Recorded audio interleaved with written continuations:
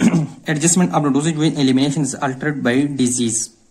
अब normal patient के लिए तो हम वही डोज दे देते हैं, नॉर्मल डोज जो होते हैं, क्योंकि उसके जो क्लियरेंस होते हैं वो नॉर्मल होते हैं। सही है, क्योंकि जो प्लाज्मा का स्टेडी स्टेट होता है वो किसी इनपुट पर डिपेंड करता है और आउटपुट रेट आउटपुट दो चीजें करते हैं, एलिमिनेशन या क्लियरेंस। सही है, तो अब क्लियरेंस जो होता है दो मेन ऑर्गन है इसके लिए। सही है, एक लिवर है, एक किडनी है, फिर मेनली किडनी है, क्योंकि बहुत सारे ड्रग्स के जो एलिमिनेशन होते हैं वो बाय किडनी होते हैं।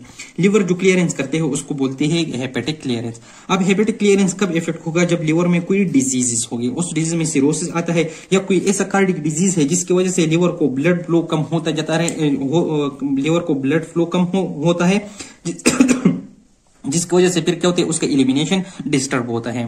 लेकिन एक बात याद रखना कि लिवर की डिजीज में बायो अवेलेबिलिटी इंक्रीज होती है, क्योंकि मेटाबॉलिज्म के थ्रू ये क्या करते हैं, एलिमिनेशन करता है, और मेटाबॉलिज्म कम हो जाती है, फिर bio availability of drug increase हो जाती है। अब किडनी जो क्लियरेंस करते हैं वो क्या है, वो रीनल क्लियरेंस है। सही है, रीनल क्लियरेंस का हमें दो चीजों से पता चलता है, एक ग्लोमेरुलस फिल्ट्रेशन रेट से और दूसरा क्रिएटिनिन क्लियरेंस है।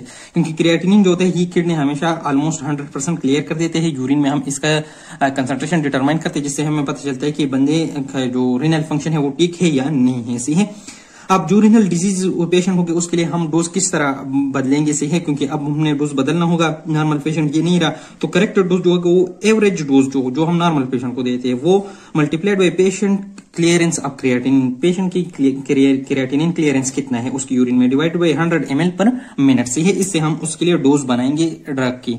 अब कुछ ऐसे डिजीजेस भी हो सकते हैं जिसमें जो क्या होगा, रेनल क्लियरेंस और हेपेटिक क्लियरेंस दोनों इन्वॉल्व हो गए। सही है, तो अब वहां पर लेट्स से एक ड्रग है जिसका जो नॉर्मल डोजेज है वो कितने हैं, 200 मिलीग्राम पर डे है। इसका 50% क्लियर करता है कौन सा, हेपेटिक, और 50% क्लियर करता है रेनल। सही है, तो अब इसके लिए डोजेज क्या होगी, यहाँ पर हम जो एवरेज डोज है ना, हाफ हम लिवर के लिए लेंगे, हाफ किडनी के लिए लेंगे, फिर हम इसको सिंपली इस रेशियो से मल्टीप्लाई करेंगे, patient creatinine clearance divided by 100।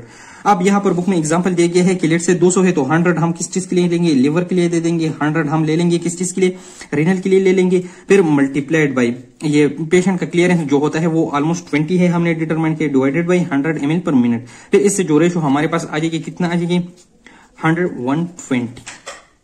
और यहाँ पर क्या था, पर डे है, तो यहाँ पर भी हम क्या लेंगे, मिलीग्राम पर डे। ये उसके लिए क्या हो गया, बन गया, डोज बन गया। सही है, अब यहाँ पर ये जो क्रिएटिनिन हम लगाते हैं ये किस तरह ऑब्टेन करें, तो इसके लिए भी फार्मूला है। किस तरह, हम 140 से पेशेंट के एज को माइनस कर देते हैं, मल्टीप्लाई बाय उसके वेट के साथ मल्टीप्लाई कर देते हैं इन केजी से है, और फिर डिवाइड करते हैं 72 पर, और उसकी सीरम यानी कि प्लाज्मा में क्रिएटिनिन लेवल कितना है उससे फिर इन दोनों फैक्टर से डिवाइड कर देते हैं। सही है, ये मेल्स के लिए है। अगर फीमेल है तो उसके लिए सिंपली जो मेल का वैल्यू आता है उसको हम 0.85 से मल्टीप्लाई कर देते हैं, और इस इक्वेशन को हम कहते हैं कोक्रॉप गाल्ट इक्वेशन।